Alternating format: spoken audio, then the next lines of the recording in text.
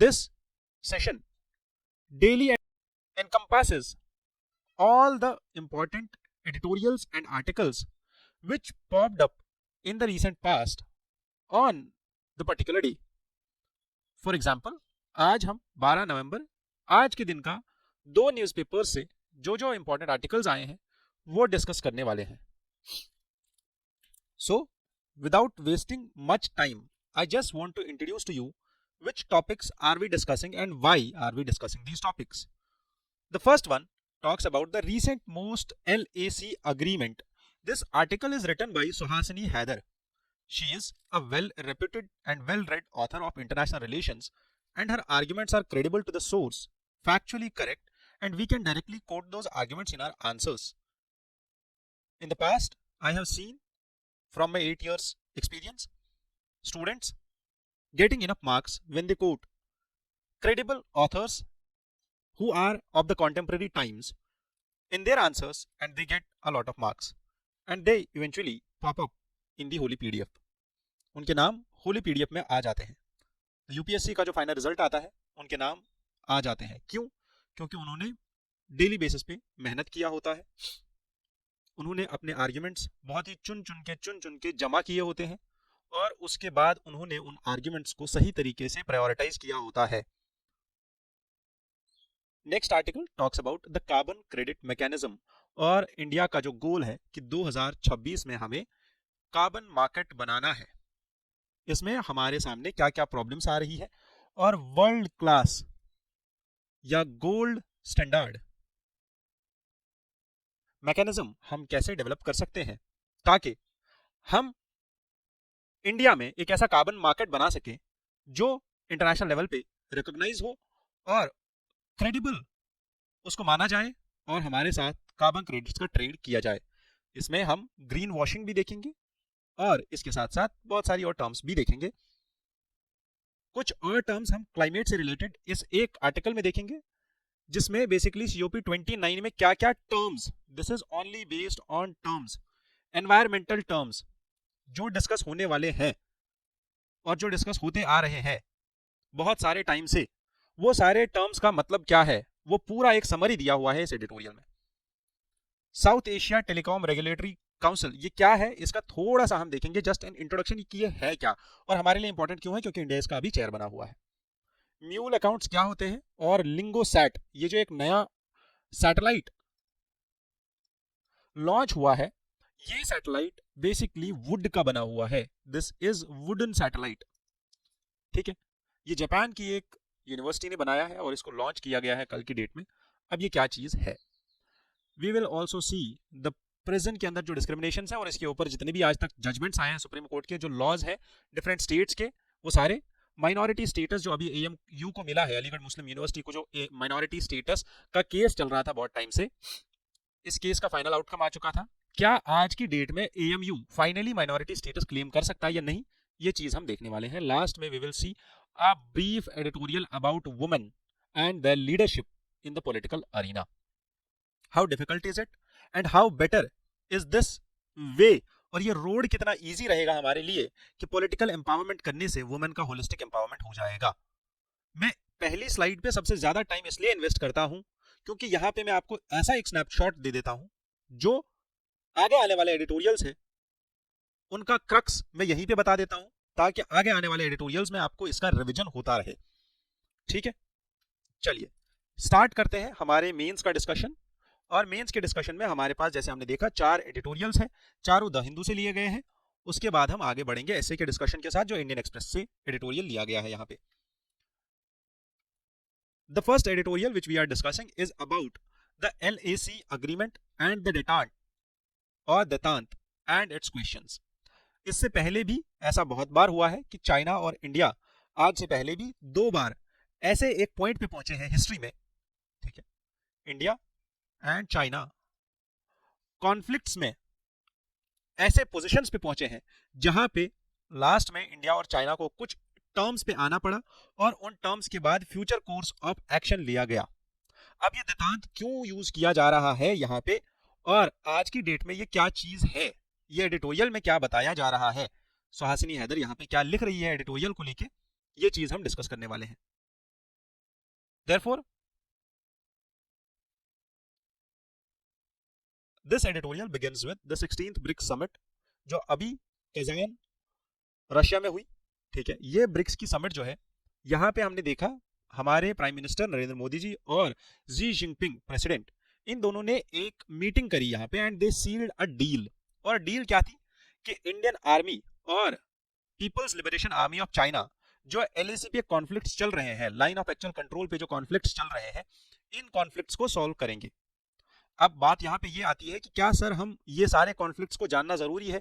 क्या ये जानना जरूरी है कि डील में क्या क्या हुआ? ये सब जानना जरूरी है प्रीलिम्स के लिए। कौन से ऐसे पॉइंट्स हैं हमारे बॉर्डर पे, कौन से हमारे सेक्टर्स हैं, कौन से हमारे थिएटर्स हैं बॉर्डर पे, जहां जहां पे हमारे कॉन्फ्लिक्ट्स चल रहे थे। और ये सब चीजें मैंने ऑलरेडी डिस्कस की हुई है इसी सीरीज में, इसी द हिंदू न्यूज़पेपर के एडिटोरियल के डिस्कशन में मैंने ये सब चीजें डिस्कस की हुई है इससे पहले। तो आज की डेट में हम क्या सीखने वाले हैं सर? तो आज की डेट में हम डिप्लोमेसी सीखने वाले हैं।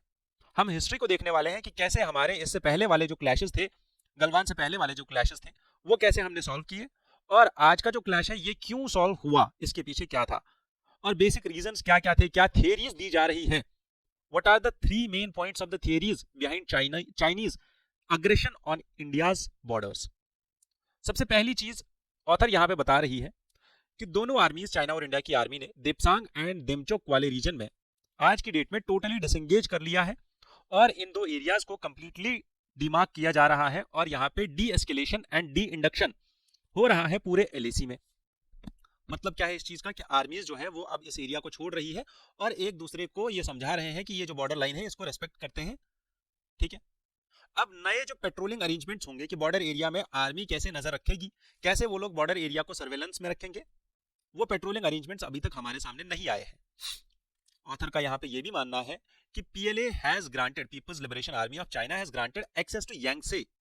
यांगसे वो एरिया है जो अरुणाचल प्रदेश के बाउंड्री पे पड़ता है, और इस एरिया में चाइनीज आर्मी ने ट्रांसग्रेशन किया था 2022 में। ठीक है,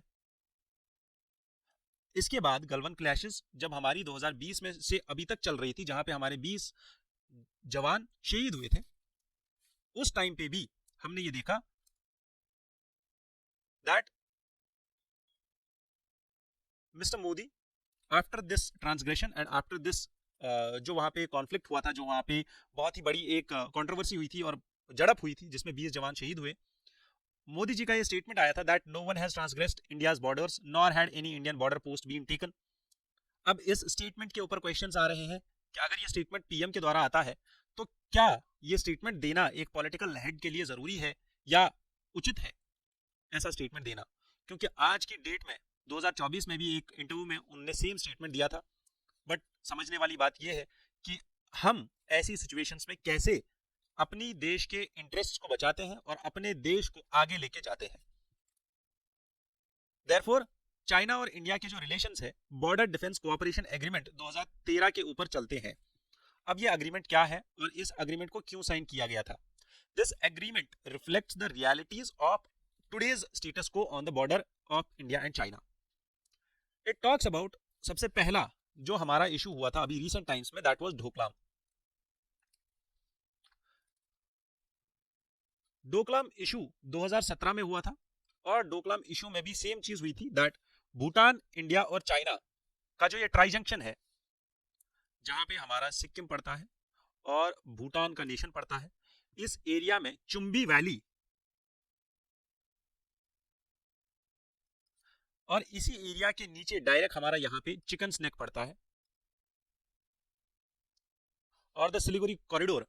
दिस कॉरिडोर और ये चुम्बी वैली और ये डोकलाम प्लेटेओ की क्राइसिस क्यों हुई थी? बिकॉज चाइनीज ट्रूप्स ने यहाँ पे भी अग्रेशन किया था, in which India got involved.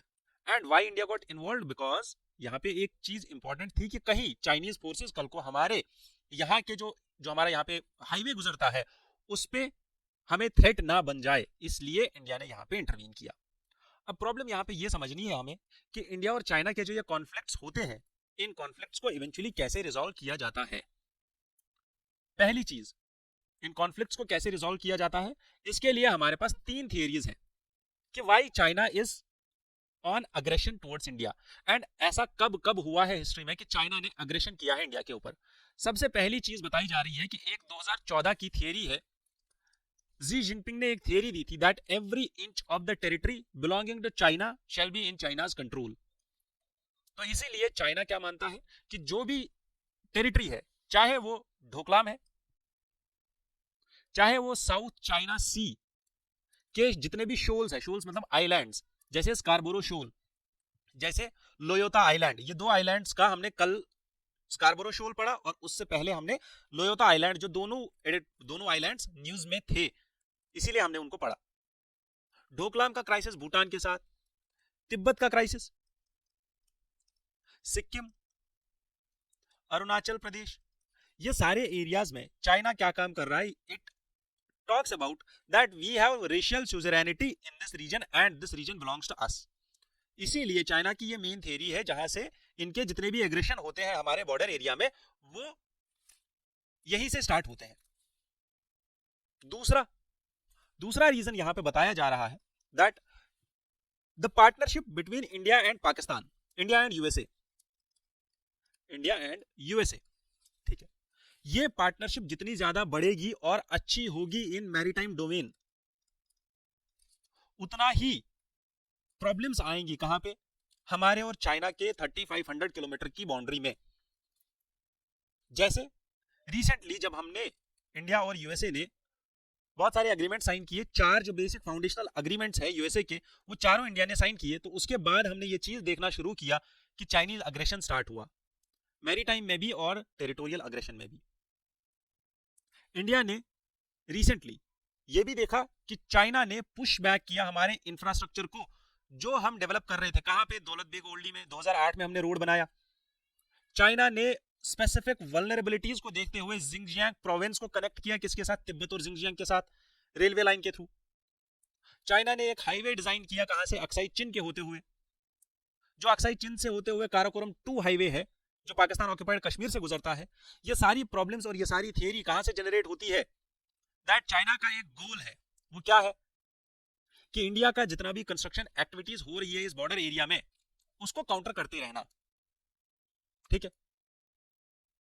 Therefore, जो हम एक्टिविटीज ले रहे हैं और जो चाइना एक्टिविटीज उठा रहा है, कहां पे? बॉर्डर एरिया में, they are basically streamed. Why? Because of this conflict of India and US, because of this correlation between India and US bilaterals. Third यहाँ पे एक और पॉइंट बताया जा रहा है, दैट इज इंडिया ने जितने भी स्टेप्स लिए, कहां पे? जम्मू एंड कश्मीर के कंसोलिडेशन के ऊपर। 2019 के बाद जो रीऑर्गेनाइजेशन एक्ट आया 2019 का, तब से लेके आज तक China was the first country 2019 के बाद जिसने 2 स्टेटमेंट ऑफ पर्पस इशू किए थे। किस लिए? रीऑर्गेनाइजेशन एक्ट 2019 और 5 अगस्त का जो डिसीजन था about the abrogation of article 370, उसको प्रोटेस्ट करने के लिए 2 स्टेटमेंट्स इशू किए थे चाइना ने। So these are the reasons and these are the issues जहां से चाइना ट्रिगर होता है, ठीक है।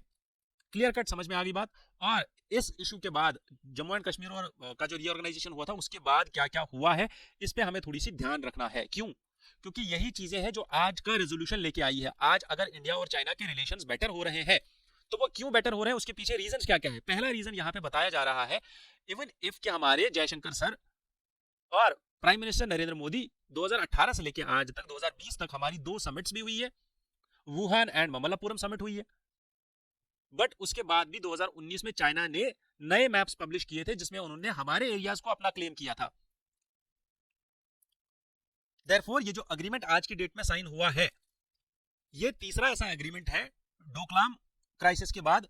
ये डोकलाम क्राइसिस से पहले एक हुआ था, Doklam was the second, and third is this detente. So how did we reach on this detente? हम यहां तक, इस डेवलपमेंट तक कैसे पहुंचे? तो ऑथर यहां पे बोलती है कि हमने क्या क्या किया। सबसे पहले हमने एक अनाउंसमेंट किया कि जम्मू एंड कश्मीर का जो स्टेटहुड है वो क्या किया जाएगा? वापस दिया जाएगा। पावर ट्रांसफर होगा to Jammu and Kashmir state. दूसरा, जितने भी लद्दाख के प्रोटेस्टर्स हैं जो पिछली बार 6 शेड्यूल की डिमांड कर रहे थे कि हमें 6 शेड्यूल में रखा जाए, 5th शेड्यूल में रखा जाए, हमें प्रोटेक्शंस दी जाए जैसे बाकी ट्राइबल एरियाज में है। इन प्रोटेस्टर्स को, जो हंगर स्ट्राइक पे बैठे हुए थे दिल्ली में, इनको ये अश्योरेंस दिया गया होम मिनिस्ट्री के द्वारा कि आपके लिए एक हाई पावर्ड कमेटी बनाई जाएगी और आपके लिए सही मेजर्स लिए जाएंगे ताकि आपकी ट्राइबल स्टेटस को और आपके एम्प्लॉयमेंट गारंटीज को प्रोटेक्ट किया जाए। तीसरा, जो हमने अभी अभी रिसेंटली एससीओ का समिट हमारे external affairs minister mister Jaishankar ने समिट में को अटेंड किया, कहां पे, पाकिस्तान के अंदर।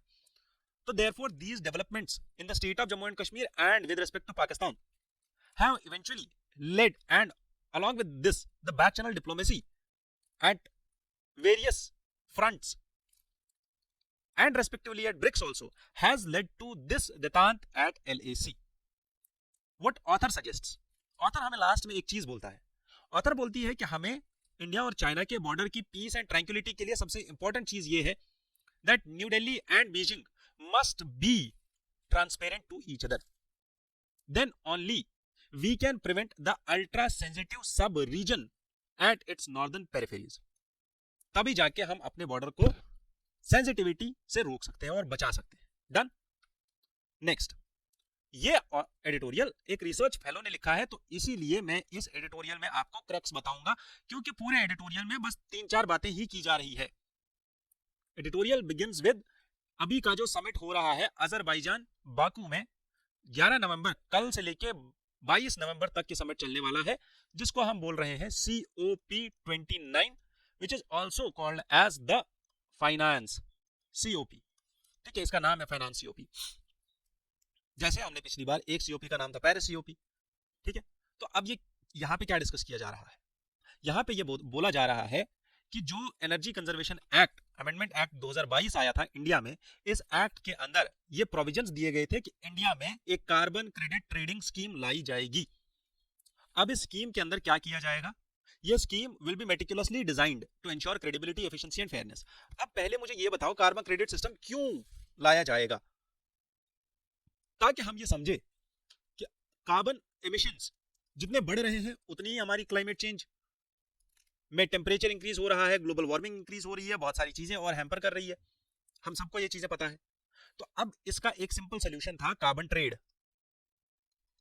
What is this carbon trade? कि अगर किसी इंसान ने, किसी इंडस्ट्री ने, किसी ऑर्गेनाइजेशन ने ज्यादा एमिट किया carbon dioxide due to the use of fossil fuels for their energy purposes, तो वो ऑर्गेनाइजेशन किसी दूसरी जगह पे ऐसा एक एवेन्यू, ऐसा एक वेंचर या कोई फॉरेस्ट प्लांट करेगी ताकि वो जो एमिट किया गया फॉरेस्ट, ये क्लाइमेट, ये कार्बन डाइऑक्साइड था, ये वापस एनवायरमेंट से सिक्विस्टर हो जाए। ठीक है, यहां पे इनने एमिट किया, यहां पे इनने सिक्विस्टर किया, so this will complete the cycle. Emission and sequestration का साइकिल जो है बराबर हो जाएगा। बट अगर ऑर्गेनाइजेशन नहीं कर पाती है, एमिशन करती है, सिक्विस्ट्रेशन नहीं करती है, कुछ ऑर्गेनाइजेशंस बस सिक्विस्ट्रेशन करती है, एमिशन नहीं करती है, तो इन दोनों को बैलेंस करने के लिए हमारे पास एक मैकेनिज्म था जिसको हमने बोला कार्बन ट्रेडिंग मैकेनिज्म। यही कार्बन ट्रेडिंग मैकेनिज्म हमारा ये एक्ट प्रोवाइड करता है। देयरफॉर प्रीलिम्स का ये पॉइंट बनता है यहाँ पे दैट इंडिया में क्या कोई ऐसा एक्ट है, क्या कोई ऐसा लॉ है, क्या कोई ऐसी लेजिस्लेशन है जो कार्बन क्रेडिट मैकेनिज्म को प्रोवाइड करती है? Yes we have, that is the energy conservation amendment act 2022। ये चीज याद रखनी है। This act is designed to ensure the credibility, efficiency and fairness. ठीक है, नेक्स्ट ये एडिटोरियल हमें ये बताता है कि अब अगर हमें इस क्रेडिट मैकेनिज्म को, इस कार्बन मार्केट को बनाना है तो हम कैसे बना सकते हैं इसको। तो इसको बनाने का हमारे पास एक सिंपल तरीका ये है that what we will do is, first we need to understand this credit generation, कि क्या क्रेडिट्स जनरेट हो रहे हैं एक्चुअल एफर्ट्स लेने के बाद या फिर ग्रीन वॉशिंग से हो रहे हैं। ग्रीन वॉशिंग एक टर्म ऐसा है that for example a company A ये डॉक्यूमेंट्स में ऐसा दिखा रही है कि हमारे जितने भी एक्टिविटीज हैं, हम जितनी भी एनर्जी यूटिलाइज कर रहे हैं वो हमारी रिन्यूएबल एनर्जी से आ रही है। ठीक है, we are not using fossil fuels, we are not using non renewable energies, we are not emitting CO2। But actual में हो ये रहा होता है कि एक्चुअल प्रोसेस अलग होता है, व्हाट दे आर रिप्रेजेंटिंग और वो जो दिखा रहे होते हैं वो अलग होता है। देयरफॉर ऐसी एक्टिविटीज को हमें रोकना होगा। कैसे रोक सकते हैं? By bringing in transparency. एक सिंपल मैकेनिज्म मैं आपको बताता हूं। ठीक है, एक ट्री है, इसको प्लांट करने से हम कार्बन डाइऑक्साइड को सिक्वेस्टर कर सकते हैं, है ना, सिंपल बात। अब एक ट्री हमारे पास है सेना स्पेक्टेबिलिस, या एक ट्री हमारे पास है पॉपुलर, ठीक है। दूसरा ट्री हमारे पास है देवदार। हमने देवदार का जंगल काट के सेना स्पेक्टेबिलिस या पॉपुलर के ट्रीज लगा दिए। देवदार के 100 ट्रीज काट दिए, 100 trees, we just deforested 100 trees of deodar and we planted 10,000 trees of poplar. Do you think that these two things are equal? No, they will never be equal. That is how the non-scientific tree plantation happens. कि हमने trees को trees के साथ replace कर दिया, क्यों? क्योंकि जो देवदार वाला जंगल था वहां पे यूरेनियम रिजर्व्स थे, यहाँ वहां पे नेचुरल गैस के रिजर्व्स थे, कोल के रिजर्व्स थे, हमने उनको निकालना था, इसलिए हमने देवदार वाला जंगल हटा दिया। हमने वहां पे किसी और जगह पे 10,000 पॉपुलर के ट्रीज लगा दिए ताकि दूसरा जंगल बन जाए। बट ये दोनों इक्वल नहीं है, क्योंकि देवदार के फंक्शंस कुछ अलग थे, वो किसी और इकोसिस्टम को प्रमोट कर रहा था, और पॉपुलर ट्री एक ऐसा ट्री है जो आज की डेट में मेनस बन रहा है। सेना स्पेक्टेबिलिस एक इन्वेजिव स्पीशीज है, वाटर हायासिंथ एक इन्वेजिव स्पीशीज है। तो this is non scientific tree plantation. कि हम दिखा तो रहे हैं कि हमने किया, but is it actually happening? That is the point. इसीलिए ऑथर हियर सजेस्ट्स कि हमें एक गोल्ड स्टैंडर्ड डेवलप करना होगा, ठीक है। हमें क्या करना होगा? एक गोल्ड स्टैंडर्ड डेवलप करना होगा। और वो हम कैसे डेवलप कर सकते हैं? By first making a national registry. उसके बाद अकाउंटेबिलिटी एंड ट्रांसपेरेंसी के मेजर्स लेने के बाद हम इंडिपेंडेंट थर्ड पार्टीज को असाइन कर सकते हैं। फॉर एग्जांपल हम एक कमीशन बना सकते हैं। वो कमीशन क्या काम करेगा? उस कमीशन के फंक्शंस होंगे, जैसे हमारे पास एनजीटी है, जैसे हमारे पास सीपीसीबी है, ठीक है। अब ये कमीशन क्या काम करेगा? जैसे हमारे पास national commission on air quality management है, एनसीक्यूएएम। ये सारे कमीशन क्या काम करेगा? ऐसा ही एक और कमीशन हम बनाएंगे, और वो ये चेक करेगा कि क्या सही मानों में ये चीज हो रही है, क्या एक्चुअल में ये चीज हो रही है कि हमने कार्बन सिक्वेस्ट्रेशन को लेके और कार्बन क्रेडिट मैकेनिज्म को लेके गोल्ड स्टैंडर्ड वाले मेजर्स लिए हुए हैं, हमने जनरेट किया है एक्चुअल क्रेडिट्स को, और हम ट्रेड कर रहे हैं एक्चुअल क्रेडिट्स को। क्या ये चीज हो रही है या नहीं हो रही है? ठीक है। Next, we need to also see the alignment with global standards. India's carbon market must harmonise itself with international carbon trading mechanisms. International carbon trading mechanism जो है, article 6 of the Paris agreement के अंदर ये लिखा गया है कि countries जितनी भी है इनको अचीव करने होंगे क्लाइमेट ऑब्जेक्टिव्स। कैसे अचीव करेंगे? Through internationally transferred mitigation outcomes. कि मिटिगेशन जितना भी आप करो, आप अगर प्लांट्स लगा रहे हो तो आप कार्बन सिक्वेस्टर कर रहे हो, आप कोई ऐसा इंडस्ट्री एस्टैब्लिश कर रहे हो, कोई ऐसा मशीनरी एस्टैब्लिश कर रहे हो जो एटमॉस्फेयर से कार्बन डाइऑक्साइड सिक्वेस्टर करके सिलेंडर्स में भर के और उसको डीप सी माइंस में डाल रहा है, तो ये सारे मेजर्स जो आप ले रहे हो ये इंटरनेशनली वैलिड होने चाहिए और एक ही गोल्ड स्टैंडर्ड पे चलने चाहिए। ये आर्टिकल 6 की जो ये रूल बुक है, इसको फाइनलाइज किया गया था ग्लासगो समिट में।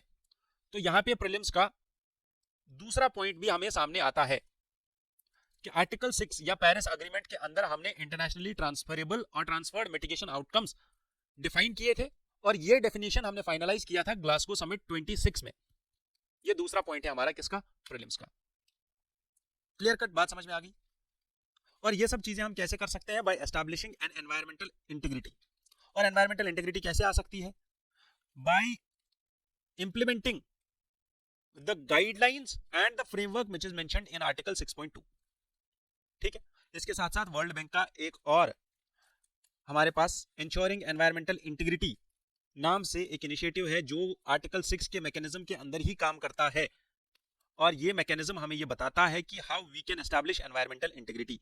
So there are 3 things which we can mention in our mains answers and which we must remember for conceptual clarity in our mains answers। सबसे पहली चीज क्या है हमारे पास? First is the energy conservation act 2002 and the carbon credit trading scheme CCTS। Second is the Paris agreement जो हमें बताता है इंटरनेशनली ट्रांसफर्ड मिटिगेशन आउटकम्स के बारे में और रूल 6 के बारे में। How India can achieve this 2026 तक जो हमारा टारगेट है कि हम ये कार्बन क्रेडिट मैकेनिज्म एस्टैब्लिश कर लेंगे हमारे पास, तो हमारे पास सबसे पहला ऑर्गेनाइजेशन हमारे पास है कौन सी? Bureau of energy efficiency, which will play a crucial role, क्योंकि यही एक ऑर्गेनाइजेशन है जो आज की डेट में रियल टाइम ट्रैक कर सकती है क्रेडिट ट्रांजैक्शंस का। इसी से हमारी अकाउंटेबिलिटी बढ़ेगी और इसी से हमें ये पता चलेगा कि कौन से टाइप के प्रोजेक्ट्स लिए जा रहे हैं जिनकी वजह से कितना एनवायरनमेंट पे इंपैक्ट पड़ रहा है, चाहे पॉजिटिव हो या नेगेटिव हो। ठीक है, इसके बाद हमारे पास सबसे इंपॉर्टेंट चीज, that is the way forward and the solution. ठीक है, that is voluntary carbon market integrity initiative framework. ये जो फ्रेमवर्क है इसके अंदर एक टायर्ड सिस्टम है जिसमें हम कार्बन क्रेडिट क्लेम्स को असेस कर सकते हैं। अगर मैंने यहाँ पे आपको एक एग्जांपल दिया था सिंपल, एक कंपनी ए है ना, इसने अभी ये बोला कि जी देखो मैंने अपनी फैक्ट्री में, अपनी इंडस्ट्री में जहां पे मैं कोल यूज करता हूं, किस लिए यूज करता हूं, फॉर आयरन स्मेल्टिंग। एक ऐसा आप मान लो हमने एक ऐसा CO2 कैप्चर करने वाला मशीन इंस्टॉल किया है जो CO2 को भर के सिलेंडर्स में डाल के डेली बेसिस पे 1 टन CO2 का और मंथली बेसिस पे 1 टन ऑफ CO2 जो है सिक्वेस्टर करेगा। अब इस चीज को इसने वॉलंटरी कर लिया, अब इस चीज को एक्चुअल में ग्राउंड में इंप्लीमेंट किया गया है या नहीं किया गया है, इनको असेस करने के लिए हमारे पास वी हैव दिस मैकेनिज्म और this initiative known as voluntary carbon market integrity initiative.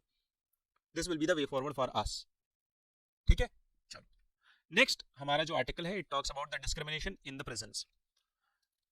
Jail के अंदर डिस्क्रिमिनेशन हो रहा है, और ये डिस्क्रिमिनेशन बस इस चीज का नहीं है कि आप लोअर कास्ट के हो और मैं हायर कास्ट का हूं, बल्कि अगर आप देखो अक्टूबर 3, 2024 last month Sukanya Shanta versus union of India एक केस आया, जिस केस में चीफ जस्टिस ऑफ इंडिया, ठीक है, DY चंद्रचूड़ सर ने यह चीज क्लियरली मेंशन की कि जो आपके जेल मैनुअल्स होते हैं जिनमें आप प्रिजनर्स को सेग्रीगेट करते हो बेस्ड ऑन कास्ट, कि ये लोअर कास्ट का है तो ये वॉशरूम साफ करेगा, ये हायर कास्ट का है तो ये किचन में काम करेगा, ये ज्यादा हायर कास्ट का है और सिविलाइज्ड पर्सन है तो ये जेल में लोगों को पढ़ाएगा, ये ज्यादा लोअर कास्ट का है तो ये नाली साफ करेगा जेल की, ये वॉशरूम साफ करेगा।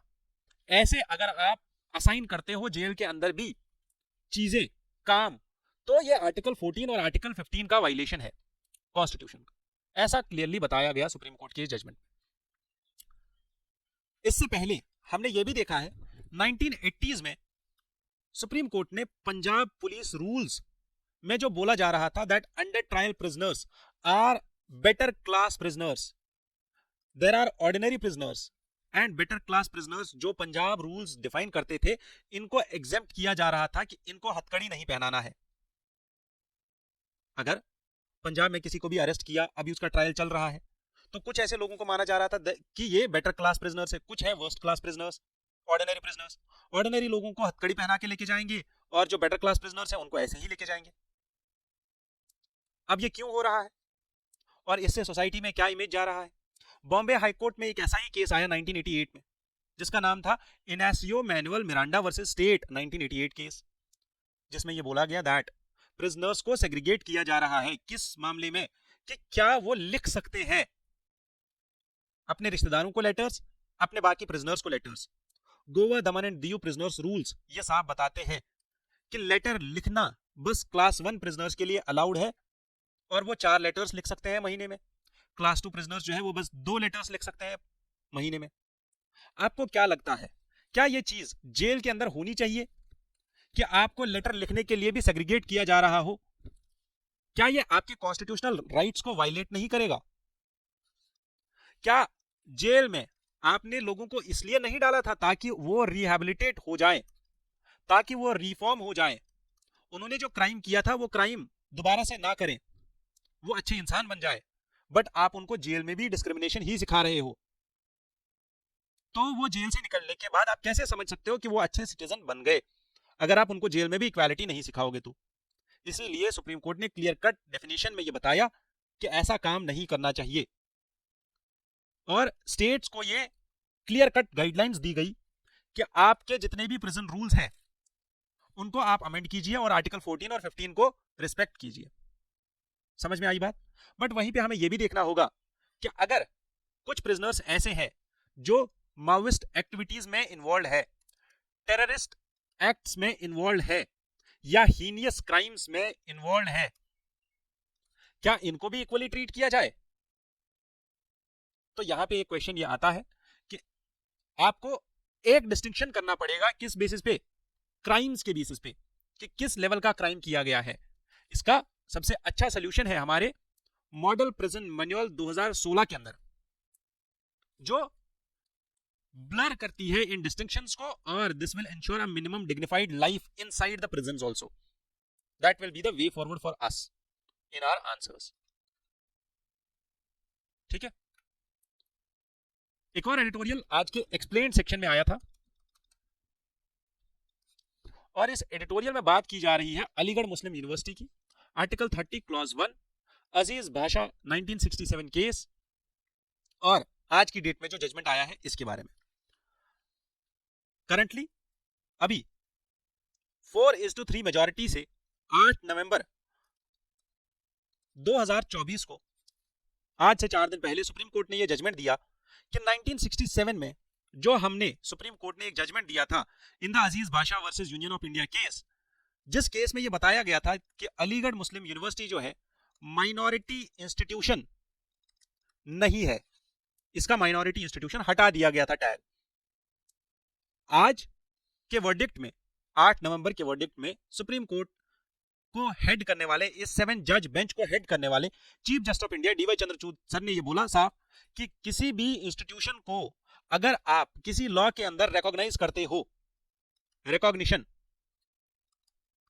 Under law does not result in elimination of the tag of minority status to that institution. Minority institution का टैग नहीं हटेगा किसी इंस्टीट्यूशन से के ऊपर से अगर आप उसको जस्ट रिकॉग्नाइज करते हो अंडर द लॉ. तो ये आज का वर्डिक्ट है. बट ये वर्डिक्ट क्यों आया? आर्टिकल 30 क्लॉज 1 क्या बोलता है हमें? आर्टिकल 30 हमें ये बोलता है दैट हर एक रिलीजन, हर एक लैंग्वेज अगर ये माइनॉरिटी में है, इन ग्रुप्स के पास, इस रिलीजियस ग्रुप के पास, इस लिंग्विस्टिक ग्रुप के पास ये फंडामेंटल राइट है कि ये एस्टैब्लिश कर सकते हैं और मैनेज कर सकते हैं क्या? अपने लिए एजुकेशनल इंस्टीट्यूशंस को. समझ में आई बात? This is article 30 clause 1. But वहीं पे हमारे पास आर्टिकल 30 क्लॉज 2 है जो हमें बताता है फर्दर कि जितने भी ये इंस्टीट्यूशंस होंगे इनको इक्वालिटी ऑफ ट्रीटमेंट मिलेगा.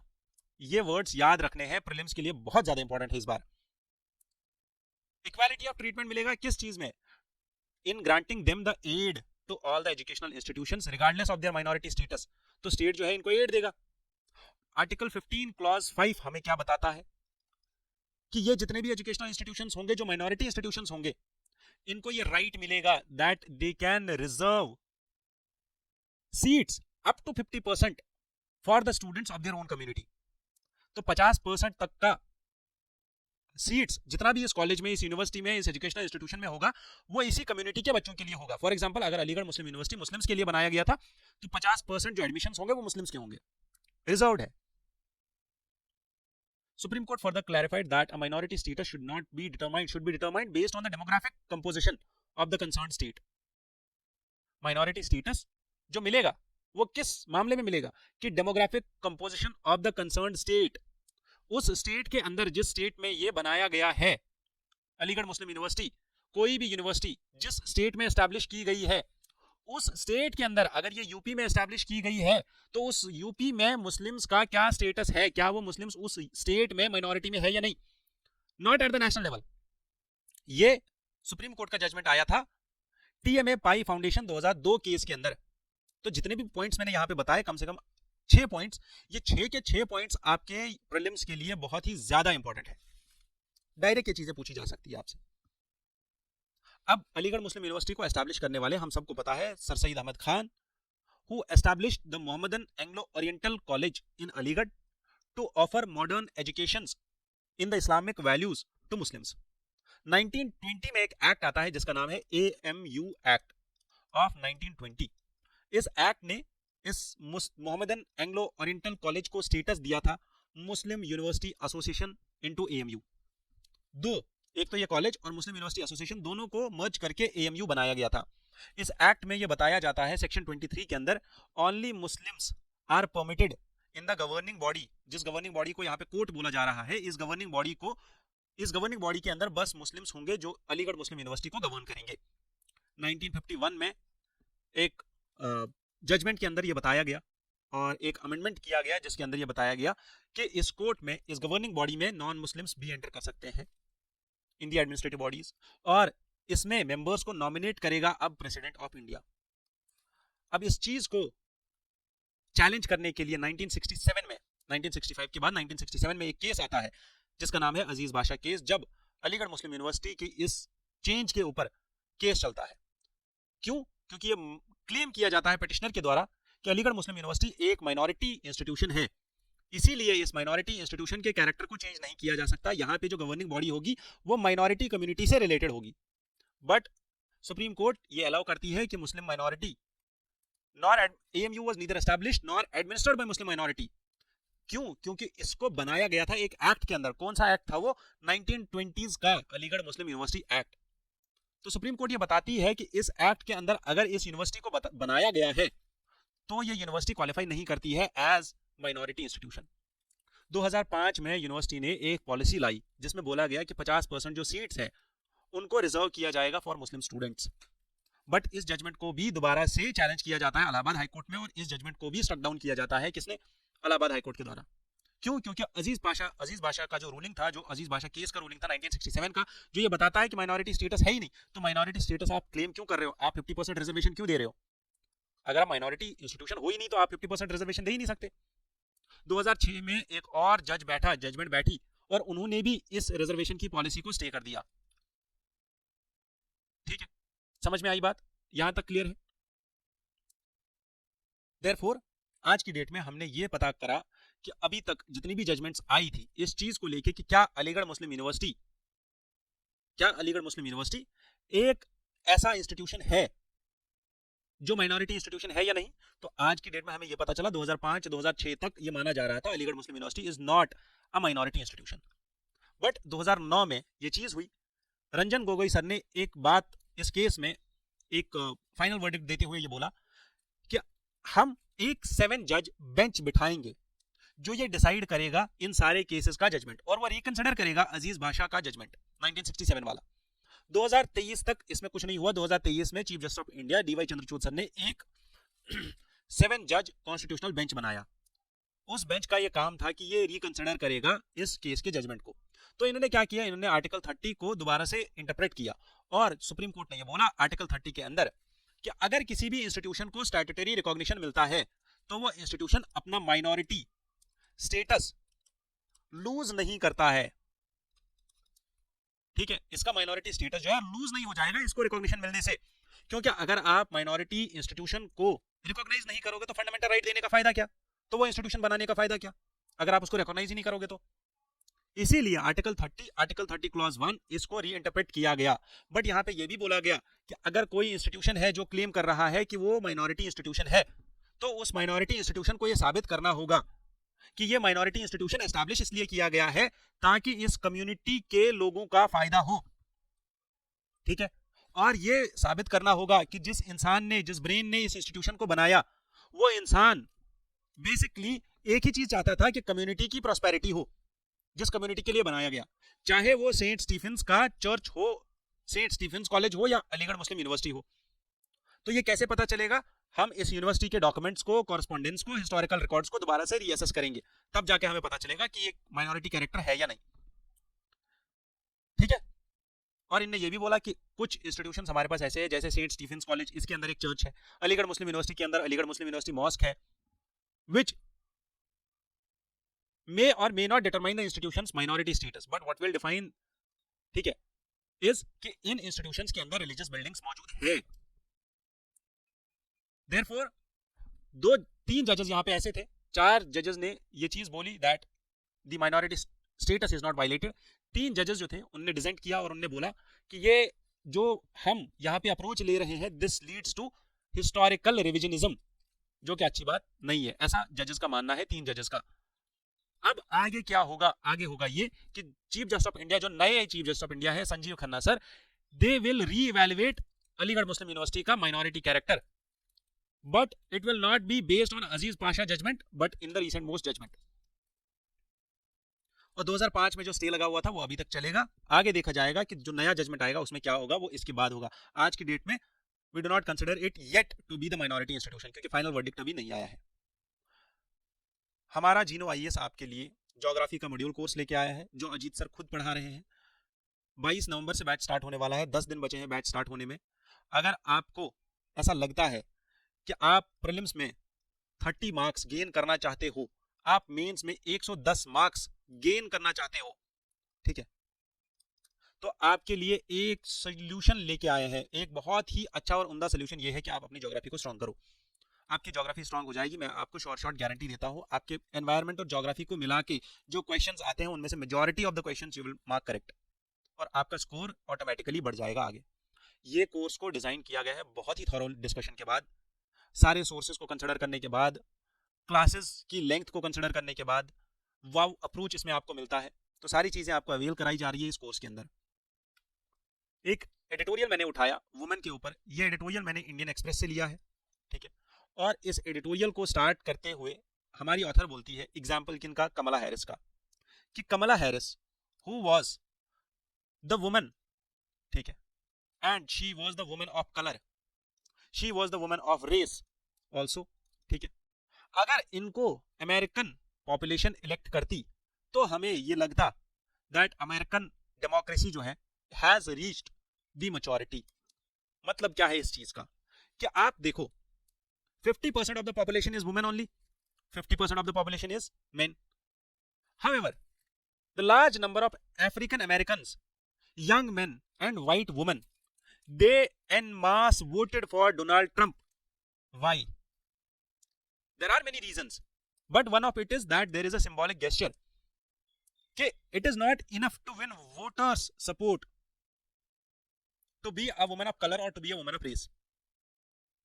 However, ऑथर हमें केस स्टडी देती है यहाँ पे हमारे एसे में कोट करने के लिए, एग्जांपल्स दे रही है कोट करने के लिए हमारे एसे में, कि इंडिया में वुमेन एम्पावरमेंट को लेके ज्यादा सीरियसनेस है, इंडिया में सिंबोलिज्म मेटाफोर्स ज्यादा है वुमेन एम्पावरमेंट को लेके बजाय इसके कि अमेरिकन डेमोक्रेसी के। Indian government has been introducing schemes like Sukanya Samriddhi Yojana, Beti Bachao Beti Padhao योजना, प्रधानमंत्री जनधन योजना, जहां पे वुमेन को देखा गया एज पॉलिसी फॉर्मुलेशन में चेंज मेकर्स बनते हुए। और ये ऑथर हमें बताती है that the women of Bharat believe in celebrating the differences between main and women, क्योंकि हम बिलीव करते हैं अर्धनारीश्वर के कॉन्सेप्ट पे, जहां पे male and women, men and women both have been given equal status. Women को इंडिया में इक्वल वोटिंग राइट्स दिए।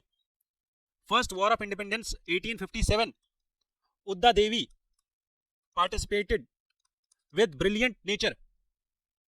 We had Dakshayani Velayudan, the woman who contributed a lot in the formulation of Constitution of India. Our women in India emphasize the concept of Shakti. We have been praying to women deities since Indus Valley civilization, जहां से हमें mother goddess के remains मिलते हैं, तब से लेके आज तक सभा समिति और विधाता में हमने वुमेन को रिप्रेजेंटेशन दिया, पॉलिटिकल रिप्रेजेंटेशन दिया। और India largest and one of the most resilient parliamentary democracies है वर्ल्ड में, बट हमें यहां पे जरूरत है ज्यादा से ज्यादा वुमेन लीडर्स की पॉलिटिकल स्फीयर में। इसीलिए हमें वुमेन का पार्टिसिपेशन बढ़ाना होगा, कहां पे, पॉलिटिक्स में, तभी जाके हम जेंडर इक्वालिटी को प्रमोट कर सकते हैं। पॉलिसी प्रायोरिटीज हमें लानी पड़ेंगी जहां हम जेंडर को, वुमेन को एज अ लीडर आगे लेके आए, ठीक है। Therefore, author suggests us कि empowerment of women और women empowerment, जो कि आज की सेंचुरी का 21st सेंचुरी का बज़वर्ड है वर्ल्ड पॉलिटिक्स में, ये कैसे होगा? ये दो चीजों से होगा, जब आप डिसेंट्रलाइज करोगे अथॉरिटी एंड पावर को, और this power should be given to whom? Given to women and the marginalized sections. बस आप इतना करो कि आप वुमेन को फ्रीबीज दे दो, उनके लिए इजी कर दो कि आप उनको गैस चूल्हा फ्री में दे दो, आप उनको बस का राइड फ्री में दे दो, आप उनको इलेक्ट्रिसिटी फ्री में दे दो, ये नहीं चलेगा। बल्कि क्या करना होगा, हमें उनको, वुमेन को पॉलिटिकल रिप्रेजेंटेशन देना होगा, जिसमें इंडिया ने बहुत ही अच्छा एक स्टेप लिया था अभी रिसेंटली, नारी शक्ति वंदन अधिनियम बिल, जिसमें वुमेन को लेके पार्लियामेंट में 33% ऑफ द रिजर्वेशन दिया जा रहा है। तो these are the arguments which we can use for women empowerment in our essays, ठीक है।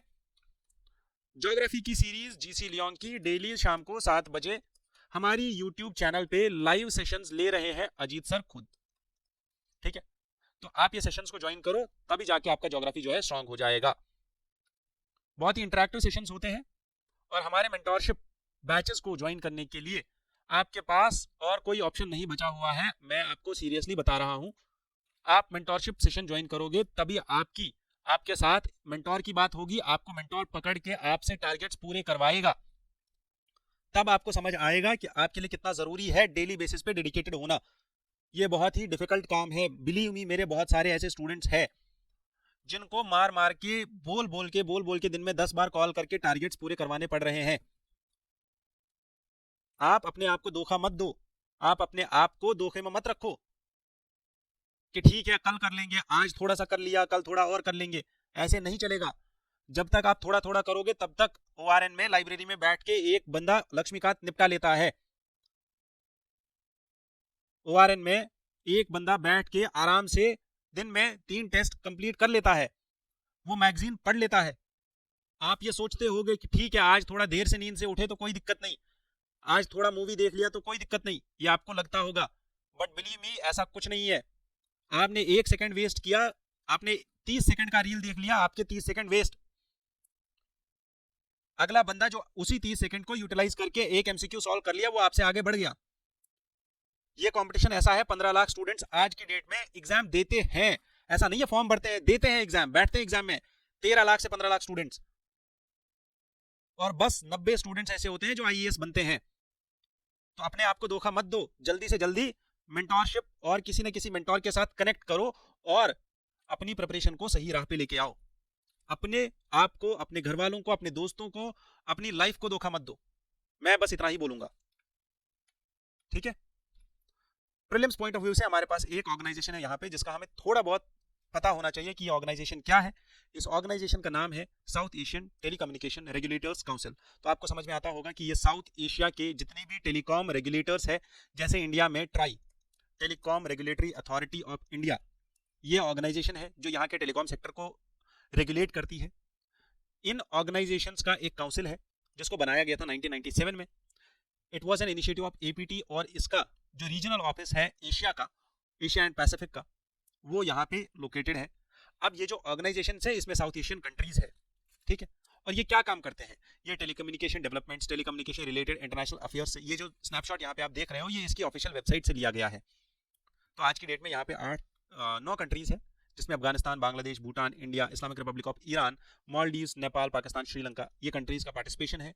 और ये कंट्रीज क्या करती है, टेलीकॉम रेगुलेशन को लेके मीटिंग्स करती है और टेलीकॉम रेगुलेशन को लेके बेटर कर रही है अपनी ऑर्गेनाइजेशंस को, ठीक है। बट यहाँ पे एक अपडेट याद रखना है कि ट्राई जो हमारा अथॉरिटी है, इसने इस साल का होस्ट किया है the event in new Delhi, multilateral event जो इन सारी टेलीकॉम रेगुलेटरीज का होता है, उसको न्यू दिल्ली में होस्ट किया गया। और यहाँ पे ये बोला गया कि एशिया पैसिफिक टेली कम्युनिटी जो है which is has a delegation from the Taliban controlled Afghanistan, a significant inclusion. क्योंकि अफगानिस्तान में जब से तालिबान आया है तब से लेकर आज तक हमने ये देखा that the state is entirely in the dark, because वहां पे टोटल वुमेन की बाहर निकलने पे, मार्केट जाने पे, आवाज उठाने पे, मस्जिद में प्रे करने पे, हर एक चीज के ऊपर सर्वेलेंस है और हर एक चीज को कंट्रोल किया जा रहा है, which is not a good thing, ठीक है। कुछ टर्म्स यहाँ पे है, एक एडिटोरियल में आई थी, बहुत सारी टर्म्स है। यूएनएफसीसीसी क्या होता है, सीओपी क्या होती है, NCQG that is new collective qualified quantified goals on climate finance, ये गोल्स क्या है, ये एक ऐसा एक्रोनियम बनाया गया जो सीओपी 29 के लिए बनाया गया, जो अभी अजरबैजान बाकू में हो रही है। इसमें ये बोला जा रहा है कि कौन सी कंट्री कितना पैसा देगी, ठीक है, ताकि डेवलपिंग कंट्रीज की हेल्प की जाए मिटिगेशन एंड एडाप्टेशन में क्लाइमेट चेंज को लेके। NDCs are nationally determined contributions, जो कंट्रीज खुद प्लेज करती हैं कि हम इतना काम करेंगे क्लाइमेट चेंज को रोकने के लिए। ग्लोबल वार्मिंग क्या होती है आपको पता है, क्लाइमेट चेंज क्या होती है आपको पता है, ग्रीन हाउस गैसेस कौन कौन से हैं, जैसे ग्रीन हाउस गैस के बारे में यूपीएससी ने क्वेश्चन पूछा था, वेदर कार्बन डाइऑक्साइड और दिस H2O और वाटर वेपर, ठीक है, is a greenhouse gas or not. CH4 most powerful greenhouse gas, methane, carbon dioxide the next most powerful greenhouse gas, carbon emissions, net zero क्या होता है। इसका ये मतलब नहीं है कि जीरो एमिशंस होंगे, इसका मतलब ये है जितने एमिशंस हो रहे हैं उतना सिक्वेस्ट्रेशन भी हो रहा है। इसका मतलब ये है कि नेट जो एडिशन है in the climate is zero. वहीं पे आर्टिकल 6 क्या है, जो अब अभी डिस्कशन कर रहे थे एक एडिटोरियल में, पेरिस क्लाइमेट में ये बताया गया था आर्टिकल 6 के बारे में, ठीक है। और आर्टिकल 6 में ये बोला गया कि कार्बन ऑफसेट्स और टारगेट्स, कार्बन टारगेट्स की कितना कार्बन को कम किया जाए, ठीक है, to regulate international trading in the carbon credit mechanism. ये चीज हम लेंथ पे at the length we have discussed it in the past editorial. Done. Last में वी हैव एन सैटेलाइट जो जापान की एक यूनिवर्सिटी, क्योटो यूनिवर्सिटी ने develop किया, ठीक है। जापान में क्योटो यूनिवर्सिटी में टोक्यो बेस्ड लॉगिंग कंपनी है जिसका नाम है सुमितोमो फॉरेस्ट्री। इन्होंने एक सैटेलाइट बनाया जिसका नाम है लिग्नोसैट। लिग्नोसैट सैटेलाइट जो है ये अभी लॉन्च हुआ, कहां से? यूनाइटेड स्टेट से। किसने लॉन्च किया? स्पेस एक्स ने इसको लॉन्च किया। सारे पॉइंट्स में प्रीलिम्स के लिए बहुत इंपॉर्टेंट है, ठीक है। लिग्नोसैट सैटेलाइट को नाम इसलिए रखा गया बिकॉज वुड का लैटिन नेम लिग्नम है। वुड को लैटिन में लिग्नम बोला जाता है, ठीक है। और ये सैटेलाइट ऐसा है विच वेज जस्ट 900 ग्राम्स। और ये कितना बड़ा है? कॉफी मग जितना बड़ा है। और ये वुडन बॉक्स में 10 सेंटीमीटर वाइड इसके पैनल्स हैं। Small plastic and silicon parts का यहाँ पे यूज किया गया है। इसका ये मतलब नहीं है कि ये पूरे का पूरा वुड का बना हुआ है तो फिर वहां से वापस सिग्नल भेजेगा कैसे? अगर ये पूरा वुड का बना होता तो चिप्स वगैरह इसमें बाकी सारे मटेरियल भी यूज हुआ है। ये चीज याद रखनी है, कॉन्सेप्चुअल चीजें हैं, ठीक है, कॉमन सेंस वाली चीजें। अब दिक्कत की बात यह है कि स्पेस में तो टेम्परेचर बहुत ज्यादा हो जाता है, -100 डिग्री +100 डिग्री हो जाता है टेम्परेचर। हर 45 मिनट्स में इतना डिग्री टेम्परेचर चेंज होता है सनलाइट और डार्कनेस की वजह से। तो ये लिग्नोसैट ऑर्बिट में रहेगा कैसे? तो इन साइंटिस्ट्स ने बहुत टाइम से एक्सपेरिमेंट्स किए और इन्होंने लिग्नोसैट को तब जाके बनाया जब इनको फाइनली ये पता चला कि ये लिग्नोसैट जो है 6 महीने तक स्पेस में रह पाएगा, उसके बाद ये अर्थ के एटमॉस्फेयर को एंटर करेगा और जल जाएगा, ठीक है।